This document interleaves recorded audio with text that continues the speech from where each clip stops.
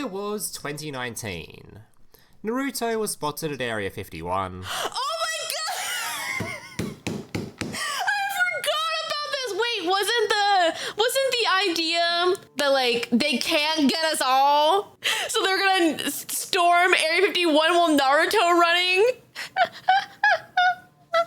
Yeah, they can't get us all. It's crazy. No, it was more like there was 20 people. Bro was just fighting dreamers.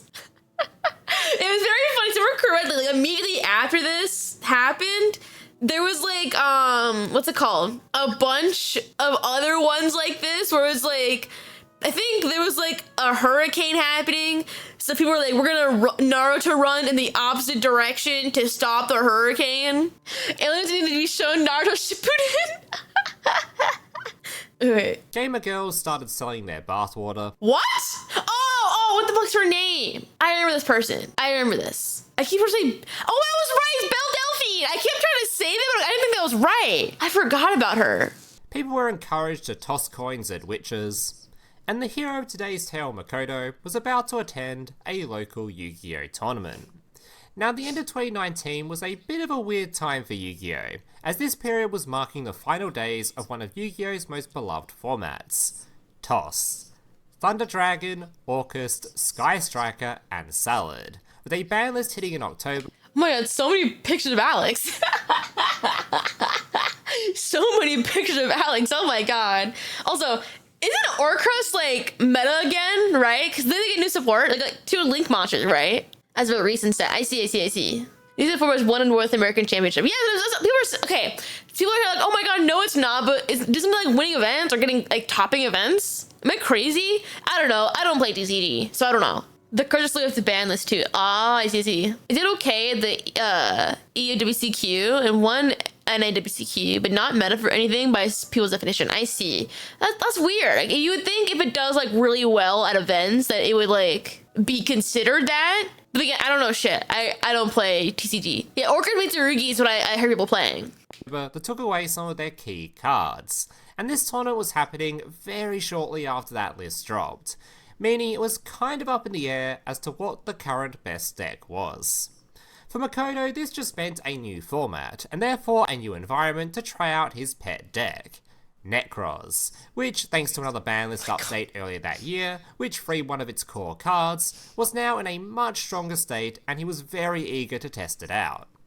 Our story takes place during the final round of this event, as after a very successful day of Yu-Gi-Oh!, Makoto surprisingly found himself at a scoreline of 3-0, and was looking to go undefeated on the day. Makoto walked over to his assigned table and took a seat, before setting up his playmat whilst he waited for his opponent to arrive. Not so long after, a man roughly in his early 30s approached the table. I'm sorry, is this what you interpret as your early 30s? I'm not fucking... What the fuck? Why'd you put Kozaburo as fucking early 30s? This shit's the fucking worst. To be fair, if you had Seto as your son, you would have looked at that too? No! Actually, you probably would. He's a fucking menace. Welcome to anime where anyone over 30 is old. You can't see that. There's no, you can't put Kozaburo there to represent your early 30s. That's fucked up. I thought Kaiba was 30. No, Kaiba's like a high schooler. He's a little baby. Yeah, Kaiba's like maybe like 16. He's a baby. He's a menace just like you. You know what? I'll take the menace title. I'll take it. Yeah, he's definitely like probably like 18 around Dark Side Dimensions, but for the rest of the series, he's probably like 16 or 17. He's like a baby. He's a little guy. He's how I feel being 27. I thought Kaiba was early to mid 20s. No, Kaiba goes to school. He's a high schooler. I guess you don't really see him in the Duel Monsters anime, but he goes to school with Yugi and all them in season 0. Like, he's a baby.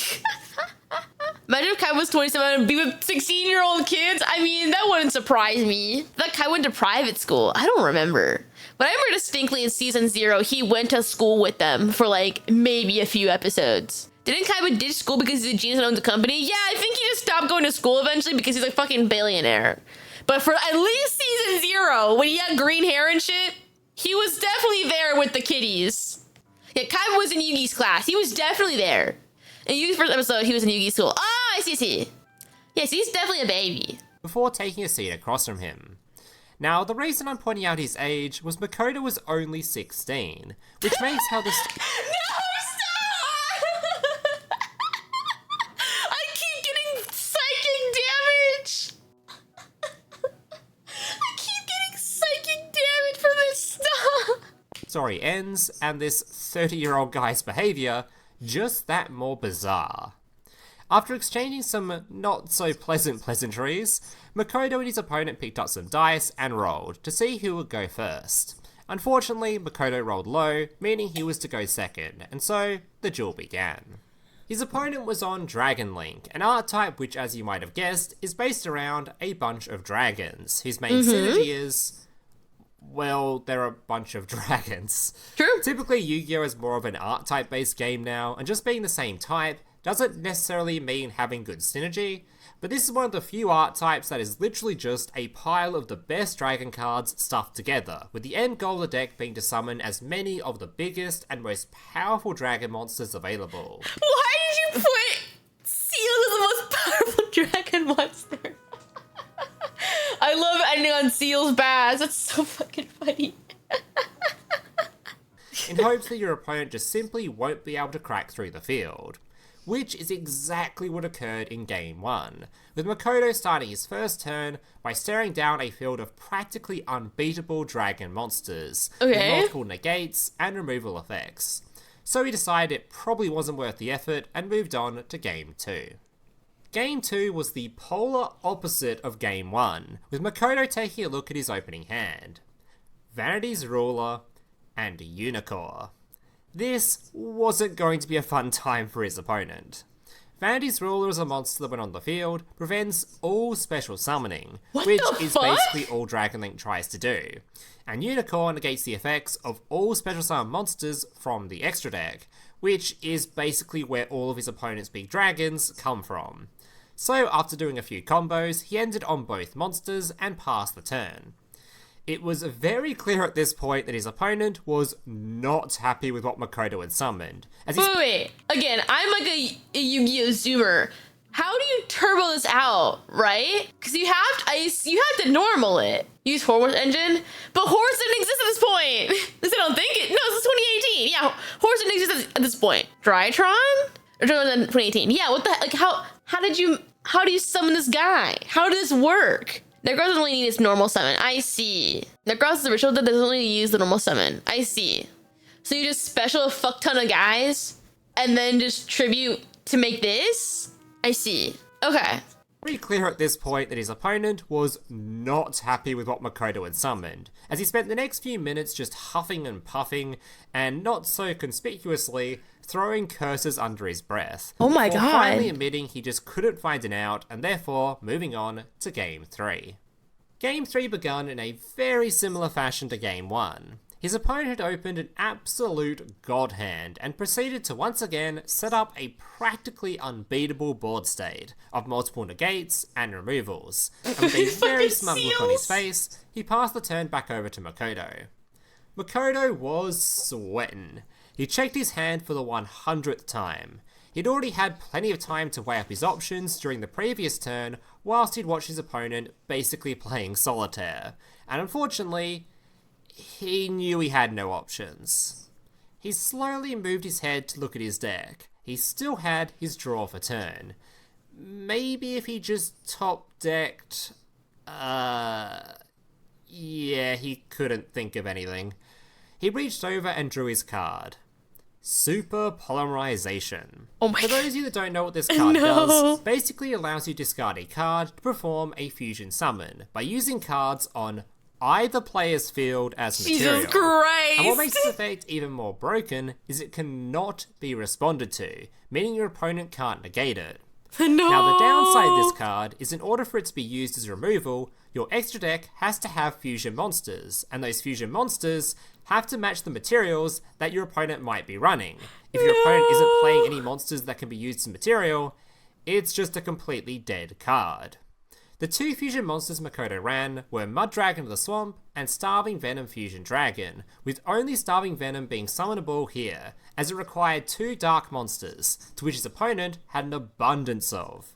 Oh no. Unfortunately, though, he knew that after removing those two monsters, it wouldn't really change anything, as he would still have to play through 3 or more forms of disruption, and considering Super Poly requires a discard, he will be down 2 cards already.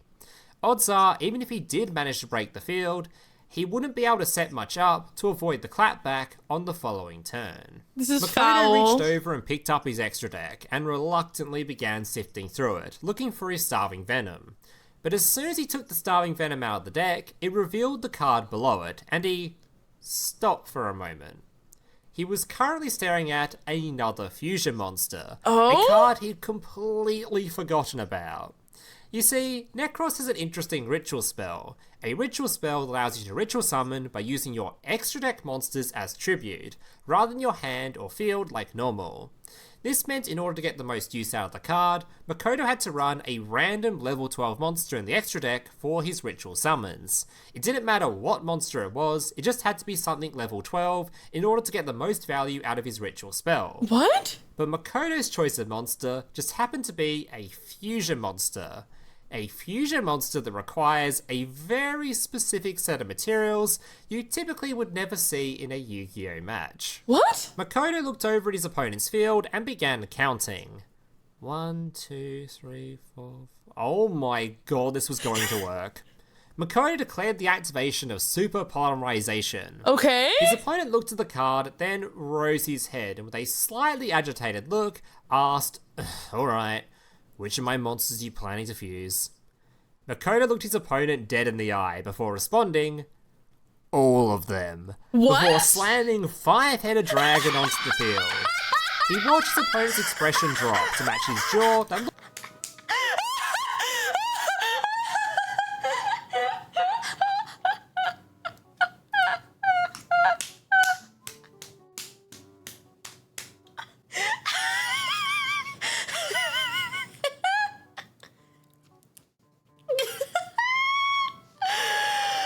This poor man!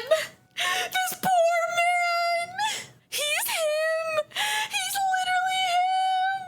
Oh my god. This poor man. He's literally him. He's the chosen one. That's horrible. looked like it was about to hit the floor. 5-headed dragon is a fusion monster that requires 5 dragon-type monsters in order to summon it, which just happened to be the exact amount of monsters on his opponent's field. His opponent's gaze of astonishment quickly changed to one of rage as he got up from his chair and yelled, "Who the actual fuck plays that as a Super Poly target?" Okay, to be fair, I used to also run fucking 5-headed dragon, but not as a super target either. I played it for, what's it called? The Mecha Punishment target. That's still so fucking funny. Yeah, it's the Mecha Punishment target. That's so fucking... Yeah, he's for Necros plays, but still, it's so funny. My goal was just, it's just him. He's just that guy. He just knew. That's so funny. That's so fucking funny. This poor man. This poor man. Before going on a massive screeching ramble about how lucky Makoto was that he'd messed up his combo on the previous turn and left an extra dragon on the field that normally wouldn't be there. Before calling Makoto a whole bunch of names that I can't repeat if I want to keep this video monetized. Oh my god. After hearing all the commotion, of course, the judge of the event quickly rushed on over to the table. "Dude, calm down. If you don't settle down, I'm going to have to kick you." Before the judge could even finish his sentence, his opponent had done a full 180 and immediately socked the judge right in the nose, while screaming, "And fuck you too." Now after hitting the judge, it must have hit him what he'd just done, as he just immediately picked up his cards and belted it out of the store, not even bothering to pick up his playmat. After the event concluded, the store owner contacted the police and the judge pressed charges. Whether or not anything came from that, Makoto doesn't know, as he never heard about or came across the guy again. But since the guy never came back, Makoto did end up getting to keep the playmat the guy left behind. No fucking... Like, I was so stun-locked, I couldn't say anything. My dad fucking took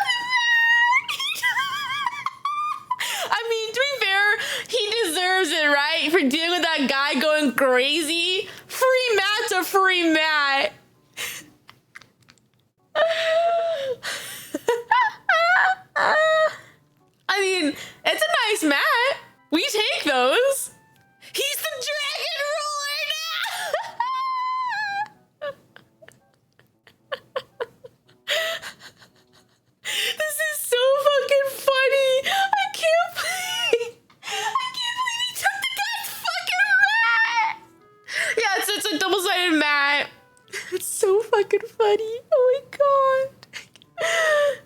Yeah, real. Even if he didn't win the event, he at least won a free mat. That's awesome. This is so rad. Which he's kept to this very day and sent me a picture of to show in the video. And that is going to mark the end of today's tale. Wait, was this picture from the event itself? Because you can see markers for tables. That's so fucking funny. Get out of here.